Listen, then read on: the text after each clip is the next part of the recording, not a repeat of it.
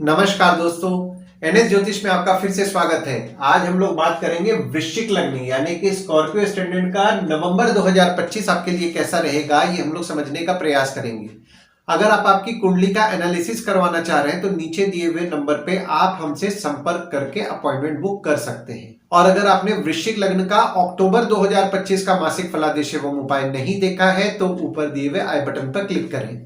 देखिए, ये वाला जो भाव होता है इस भाव को लग्न भाव कहते हैं। इस भाव पे अगर 8 नंबर लिखा हुआ है तो ये वृश्चिक लग्न वाले जातकों की पत्रिका है।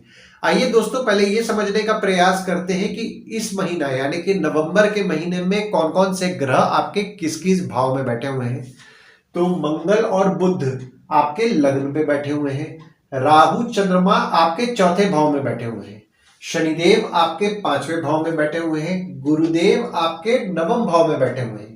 केतु आपके 10वें भाव में बैठे हुए हैं। शुक्र आपके 11वें भाव यानी कि एकादश भाव में बैठे हुए हैं और सूर्य आपके 12वें भाव में बैठे हुए हैं। अब अगर हम लोग आपका लग्न देख रहे हैं, देखिए ये वाला जो भाव होता है इस भाव को लग्न भाव कहते हैं। तो लग्न पे आपके मंगल विराजमान है 27 अक्टूबर से, और मंगल द्वारा आपके पत्रिका में पंच महापुरुषों का निर्माण हो गया है 27 अक्टूबर से। तो आप सेल्फ कॉन्फिडेंट तो निश्चित तौर पर रह रहे हैं। और बुध 24 अक्टूबर से 22 नवंबर तक आपके लग्न पे जो विराजमान है, बुध आपके 8वें और 11वें भाव के स्वामी है जो कि लग्न पे विराजमान है। तो एक तरफ देखिए यहाँ पे आपको मान सम्मान की प्राप्ति मिली, आप धन से संपूर्ण रहे, पर वहीं आपको नेगेटिव थॉट्स आ रहा होगा।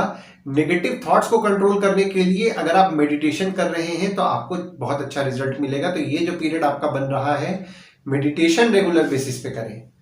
और शुक्र जब 26 नवंबर को आपके लग्न पे विराजमान होंगे तो शुक्र आपके 7वें और 12वें भाव के स्वामी हैं जो कि लग्न पे 26 नवंबर से विराजमान हो रहे हैं।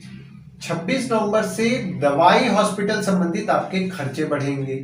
वहीं आपकी स्पाउस का आपके ऊपर फोकस रहेगा। भागीदारी में काम कर रहे हैं, भागीदार का आपके ऊपर फोकस रहेगा और आपकी स्पाउस या भागीदार आपके साथ कोऑर्डिनेट करके भी चलेंगी।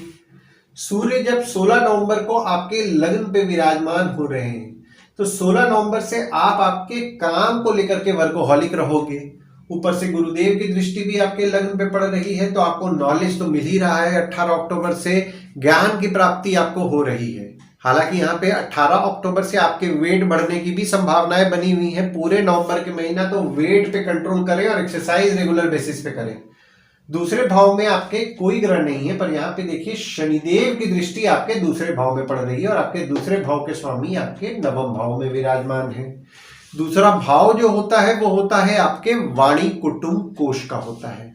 दूसरे भाव में शनिदेव की दृष्टि पड़ रही है 29 मार्च से। तो अभी थोड़ा पीछे जाके हम लोग बात करते हैं ताकि आगे का आपको समझने में आसानी जाएगा। तो 29 मार्च से आपके जीवन में जो पारिवारिक मनमुटाव हो रहा था उसमें आपको सुधार देखने के लिए 18 अक्टूबर से मिल रहा है।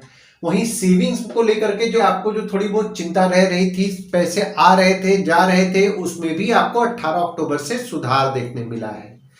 तीसरे भाव में आपके कोई ग्रह नहीं है, पर गुरुदेव की नीच की दृष्टि आपके तीसरे भाव में पड़ रही है और आपके तीसरे भाव के स्वामी जो कि शनिदेव है आपके 5वें भाव में विराजमान है। तीसरा भाव जो होता है वो होता है आपके स्वयं के पराक्रम, धैर्य, छोटे भाई बहन, पड़ोसी, डेली के प्रवास का होता है। पराक्रम भाव में गुरुदेव की दृष्टि पड़ रही है 18 अक्टूबर से, तो आपका पराक्रम निश्चित तौर पर अच्छा रह रहा है। आपके छोटे भाई बहन के साथ आपके संबंध में आपको मजबूती देखने मिल रहा है। वहीं दूसरी ओर आपके बच्चे हो गए या फिर अगर आपका किसी के साथ प्रेम संबंध चल रहा है यानी कि आपके प्रेमी या प्रेमिका हैं, उनसे आपको धैर्य की प्राप्ति हो रही है, उनसे आपको हिम्मत भी मिल रहा है। चौथे भाव में आपके राहु विराजमान है, चंद्रमा विराजमान है और मंगल की दृष्टि पड़ रही है और आपके चौथे भाव के भी स्वामी है शनिदेव जो कि 5वें भाव में विराजमान है। चौथा भाव जो होता है वो होता है आपके सुख, घर, वाहन, माता का होता है। चौथे भाव में आपके राहु विराजमान हो गए 29 मई से। तो 29 मई से आपकी माता के स्वभाव में आपको जिद देखने मिल रहा है। वहीं मंगल की दृष्टि भी आपके चौथे भाव में 27 अक्टूबर से पड़ रही है। देखिए, माता को लेकर के आप फोकस्ड रह रहे हैं, माता के प्रति आपका इंक्लिनेशन हो रहा है, पर यहाँ पे माता को क्रोध भी आ रहा है। छोटे मोटे विवाद होने की संभावनाएं बन रही हैं। 27 अक्टूबर से विवाद से बचिएगा। 5वें भाव में आपके शनिदेव विराजमान है और गुरुदेव की दृष्टि पड़ रही है, और आपके 5वें भाव के स्वामी जो कि गुरुदेव हैं आपके 9वें भाव में विराजमान है। 5वां भाव से पहले समझने का प्रयास करते हैं। 5वां भाव जो होता है वो होता है आपके संतति, प्रेम, पढ़ाई, साधना का होता है। 5वें भाव में आपके शनिदेव विराजमान है, तो यहाँ पे देखिए जो स्टूडेंट्स हैं पढ़ाई को लेकर के उनको पॉजिटिव रिजल्ट मिल रहा है 29 मार्च से। ऊपर से गुरुदेव की दृष्टि भी आपके 5वें भाव में पड़ने लगी, तो पढ़ाई के प्रति इंक्लिनेशन ज्यादा बढ़ गया, पढ़ाई के प्रति नॉलेज लेवल बढ़ाने की जिज्ञासा बढ़ गई है आपकी, और आप पढ़ाई को लेकर के मेहनत भी कर रहे हैं। माता द्वारा आपको ज्ञान की प्राप्ति हो रही है, और आप आपके पढ़ाई में जो मेहनत कर रहे हैं आपका भाग्य भी साथ दे रहा है। प्रेम संबंध अगर आपका चल रहा है, यानी कि प्रेमी या प्रेमिका है, प्रेमी या प्रेमिका का आपको सुख अच्छा मिल रहा है, और आपके प्रेम संबंध के लिए ये जो समय बना हुआ है इसमें आपका भाग्य भी आपका अच्छा साथ देगा। और अगर आप साधना करते हैं तो साधना करना भी आपके लिए फलदायी साबित रह रही है। 6वें भाव में आपके कोई ग्रह नहीं है, पर यहाँ पे देखिए सूर्य की दृष्टि आपके 6वें भाव में पड़ रही है। बुध की दृष्टि 23 नवंबर से पड़ेगी और शुक्र की दृष्टि 2 नवंबर से पड़ेगी, और आपके 6वें भाव के स्वामी जो कि मंगल हैं आपके लग्न पे विराजमान हैं। 6वां भाव जो होता है वो होता है आपके रोग, ऋण, शत्रु, मामा मौसी का होता है।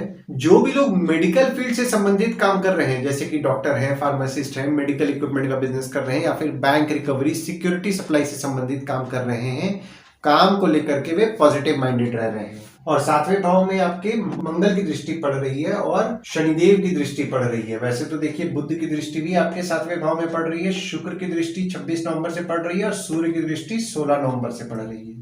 7वां भाव जो होता है वो होता है आपके स्पाउस, भागीदार का होता है। पहली चीज तो ये देखिए, आपको क्रोध आ रहा है, यहाँ पे आपकी स्पाउस को भी क्रोध आ रहा है, माता को भी क्रोध आ रहा है।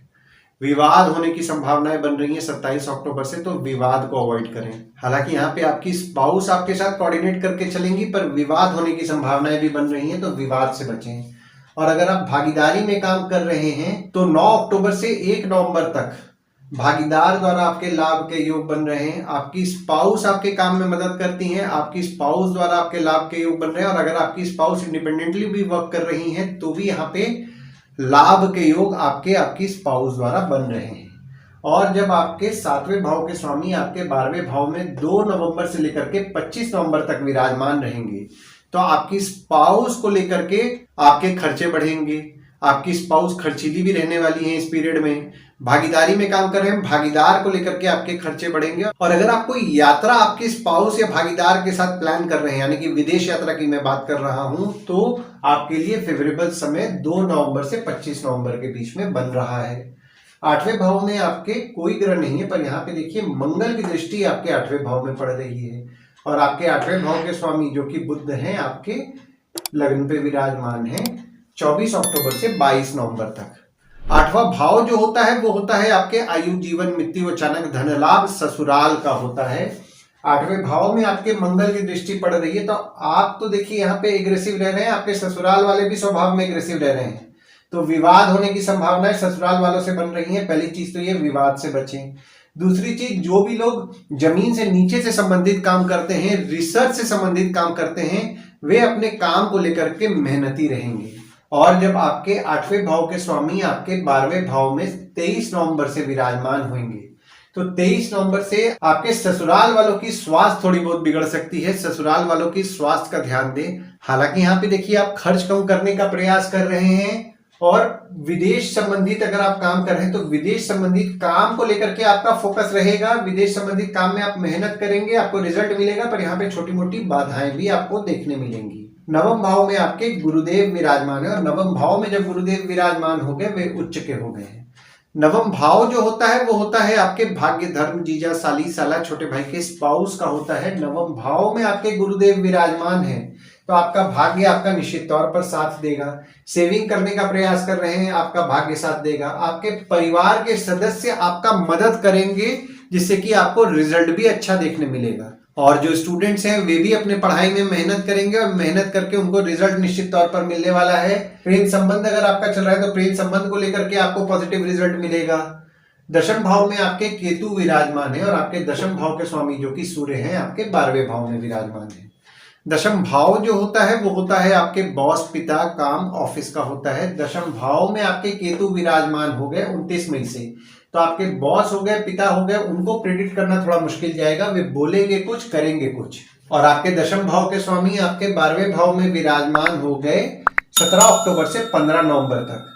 तो अगर आप आपके काम को लेकर के, यानी कि जिस भी जगह आप काम कर रहे हैं वहां से अपने काम को लेकर के अगर आप विदेश जाने का प्रयास कर रहे हैं तो आपके लिए फेवरेबल समय बन रहा है। और अगर आप विदेश संबंधित भी काम करते हैं, जैसे कि इंपोर्ट एक्सपोर्ट हो गया, फॉरेन ट्रेड हो गया, फॉरेन से प्रोजेक्ट्स उठा के काम कर रहे हैं, तो भी आपके काम को लेकर के आपको पॉजिटिव रिजल्ट मिलेगा। हालांकि यहाँ पे देखिए आपके बॉस हो गए, पिता हो गए, उनको लेकर के कुछ ना कुछ आपके खर्चे बढ़ेंगे, आपके काम को लेकर के कुछ ना कुछ खर्चे बढ़ेंगे और आपके ऑफिस को लेकर के भी कुछ ना कुछ आपके खर्चे बढ़े रहेंगे। 11वें भाव में आपके शुक्र विराजमान है, शनिदेव की दृष्टि पड़ रही है और आपके 11वें भाव के स्वामी जो कि बुध है आपके लग्न पे विराजमान है। देखिए 11वां भाव जो होता है वो होता है आपके आय, यानी कि इनकम, दोस्त, पहचान के लोग, कम्युनिकेशन, बड़े भाई बहन का होता है। 11वें भाव में आपके शुक्र विराजमान है और शुक्र जो है, शुक्र आपके 12वें भाव के स्वामी है और 7वें भाव के स्वामी है जो कि 11वें भाव में विराजमान है। विदेश संबंधित काम जो भी लोग कर रहे हैं उनके लिए तो निश्चित तौर पर उनको पॉजिटिव रिजल्ट मिलने वाला है। और ये जो पीरियड आपका बन रहा है, जहां भी आप पैसा लगाएंगे वहां से आपके लाभ के योग बन रहे हैं। हालांकि यहाँ पे देखिए आपके दोस्तों को लेकर के खर्चे बढ़ेंगे, बड़े भाई बहन हो गए, पहचान के लोग हो गए, उनको लेकर के आपके खर्चे बढ़ेंगे और पूरे नवंबर के महीना उनको उनके काम को लेकर के पॉजिटिव रिजल्ट मिलेगा। 12वें भाव में आपके सूर्य विराजमान है, बुध 23 नवंबर को विराजमान होंगे और शुक्र 2 नवंबर को विराजमान होंगे और शुक्र द्वारा आपके पत्रिका में विपरीत राजयोग का निर्माण हो रहा है 2 नवंबर से।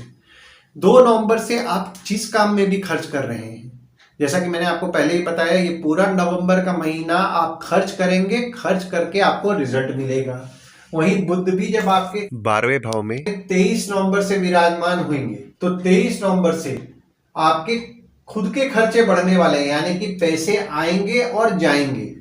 आपके बड़े भाई बहन हो गए, दोस्त हो गए, पहचान के लोग हो गए, उनको लेकर के कुछ ना कुछ खर्चे बढ़ेंगे। विदेश संबंधित काम कर रहे हैं, विदेश संबंधित काम से आपके लाभ के योग बन रहे हैं। और 17 अक्टूबर से 15 नवंबर तक जब सूर्य आपके 12वें भाव में रहेंगे तो कोई भी सरकारी नियम ना तोड़े, क्योंकि यहाँ पे आप सरकारी नियम तोड़ेंगे, सरकारी दंड भरना पड़ सकता है। वाहन संभाल के चलाएं।